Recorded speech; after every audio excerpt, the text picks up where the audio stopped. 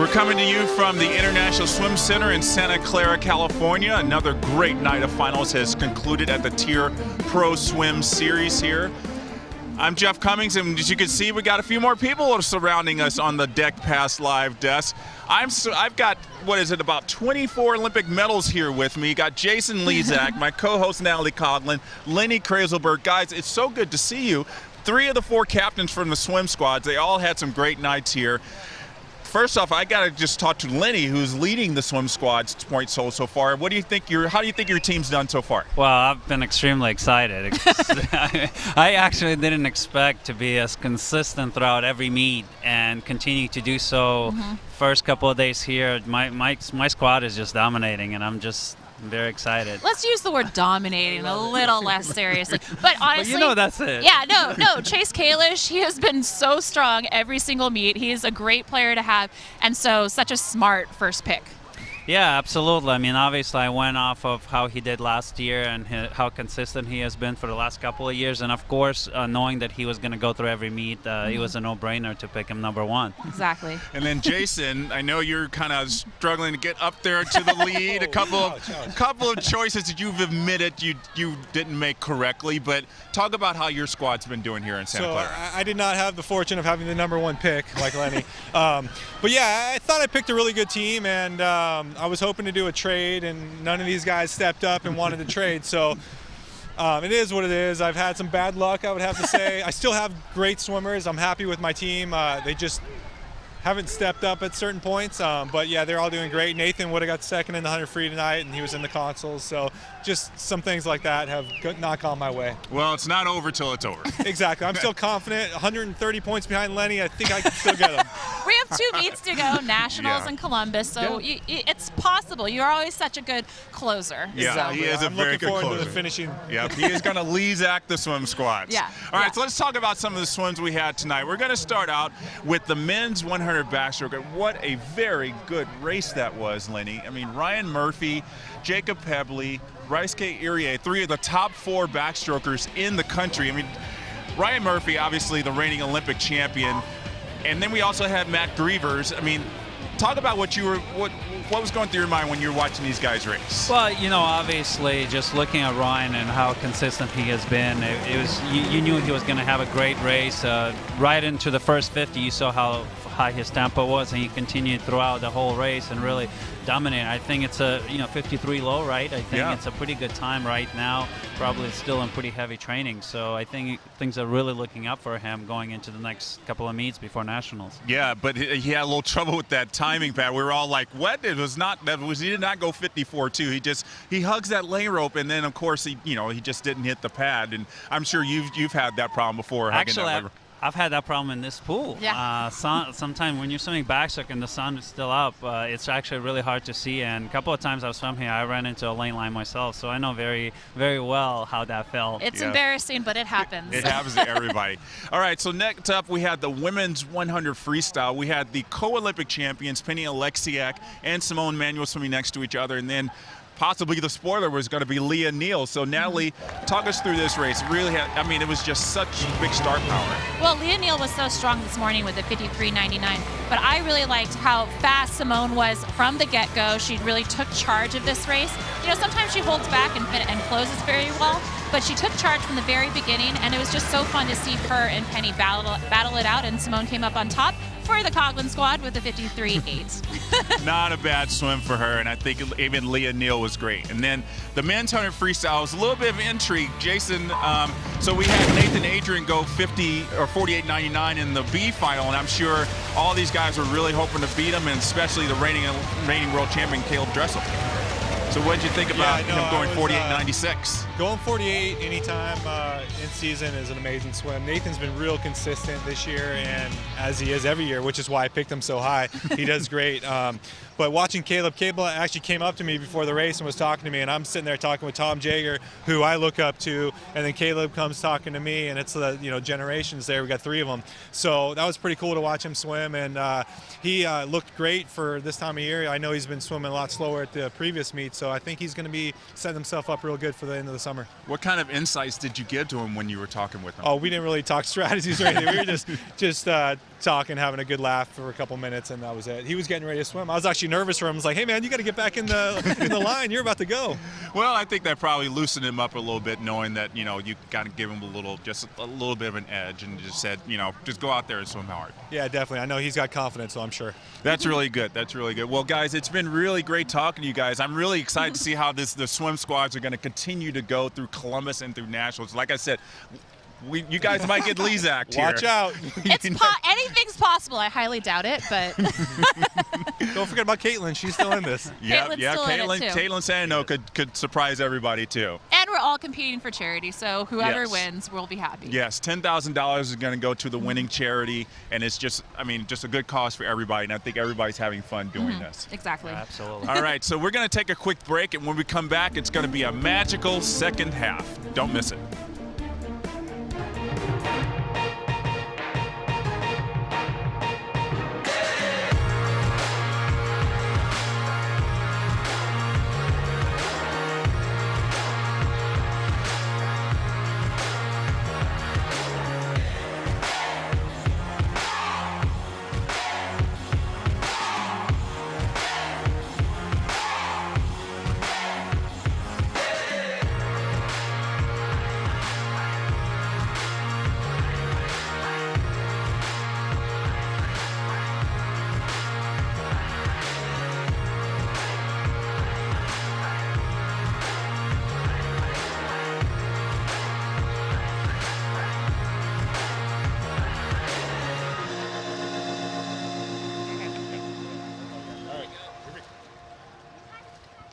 All right, so welcome back here to Deck Pass Live, everybody. Now we're joined by breaststroker Chuck Cadis, who just swam the 100 breast final tonight. Chuck, it's good to see you. How are you doing today? Doing well. How are you guys doing? We're doing fantastic. So talk to us about swimming that 100 breaststroke final tonight out in lane 9.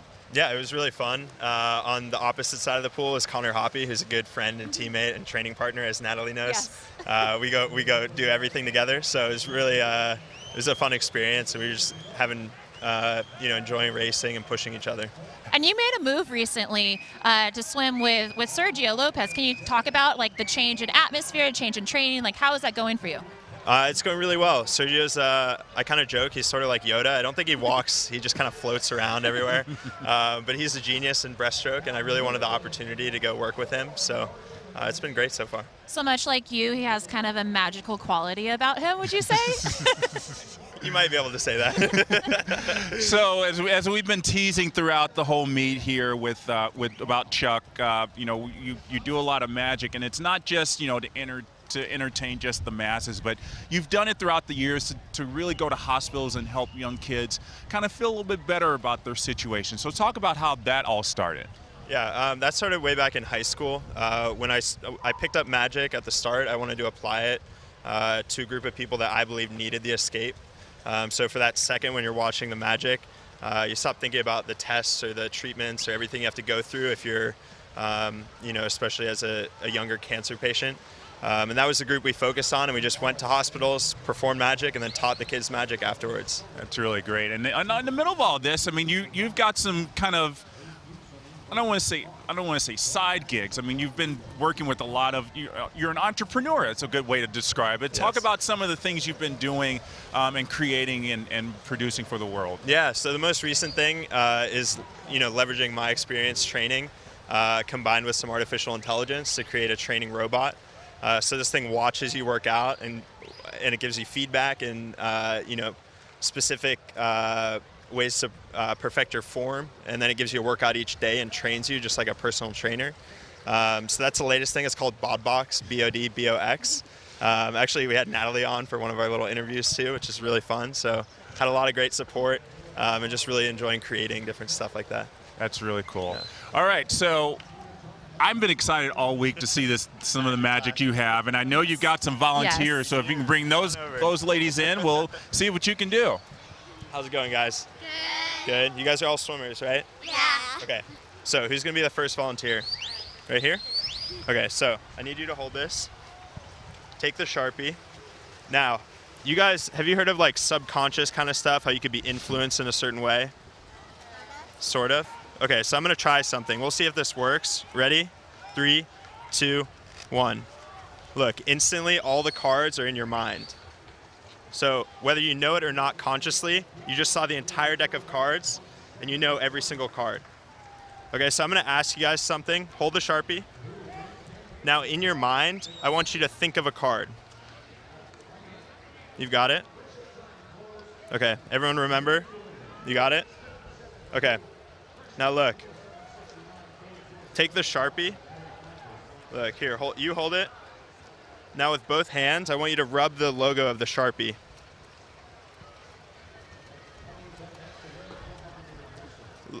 Look. Uh-oh, I'm getting nervous about Watch. this. Okay, for the first time, what was the card you thought of? 6 of clubs. Look, watch closely. Look at the logo.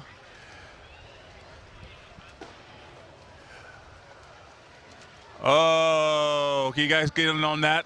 Oh my goodness. Mind blown. It's amazing. What does it say? 6 of clubs, and it's written in black too. How do you think he did that? I don't know. I don't either. IDK.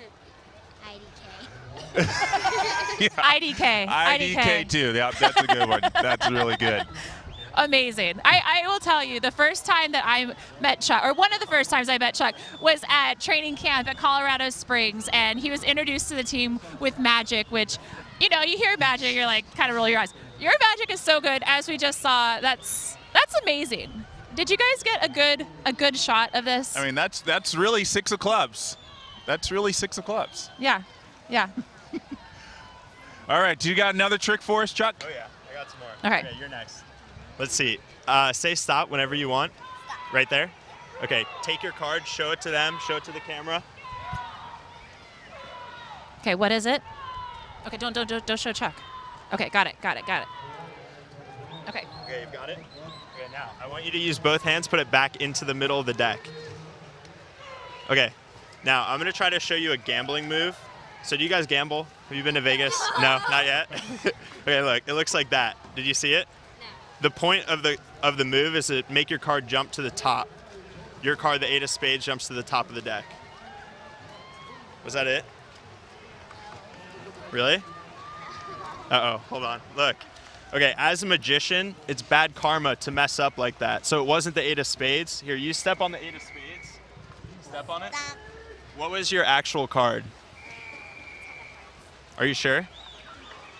10 of hearts. Okay, so it was in between the 6 and the queen, so I got mixed up. I pulled up the wrong card. Does that make sense? I just got confused and pulled up the wrong one. Look, watch. If I take the 10 and turn it over, it actually looks like the 8. But you just ripped that What out. just happened? If I have the 8 here, where's the 10? What just happened? What just happened? That I is know. the 10 of hearts, all torn up. Wow. It's the same one. Like, what did he do? Like, how did he put that under your foot? He's secretly a witch. I have no idea. He goes to Hogwarts. Yeah. A little What'd salty. you say? He goes to Hogwarts. I think he does. He has to have gone to Hogwarts to do something like that. That was pretty special. That was really special. I can't believe it. My mind's been blown now. Right? It's not just the basic, here's a card trick, like something that you or I would probably do. Like, no offense. No. But, I mean, that's impressive. You've heard the piece of the card. Look, every U.S. playing card is made out of plastic, right? So they heat up the card and put plastic layers over it. So if we heat it up a little bit, look, 3, squeeze, 2, 1.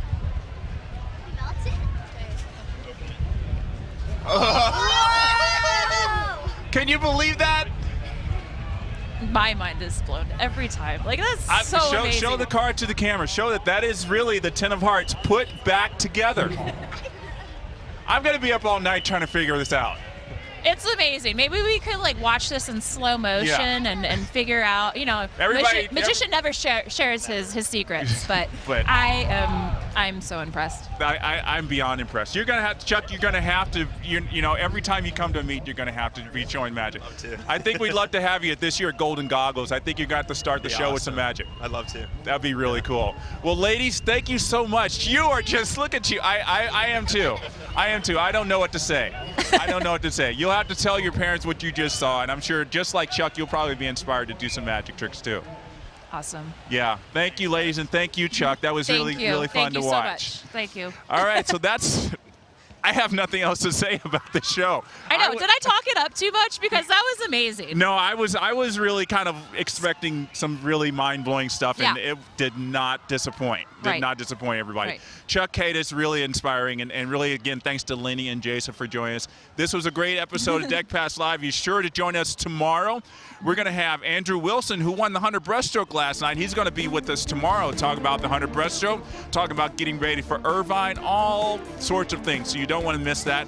And we're going to wrap it up. We just have one more day here in Santa Clara, Natalie. It's going to be a good night tomorrow. We're going to have the knockout of all the 50s. The mixed medley. We're going to have the mystery medley, which is one of my medley. favorite events that they put on here at the Pro Swim Series. One of my favorites as well. You don't want to miss it, everybody. We'll see you tomorrow on usaswimming.org.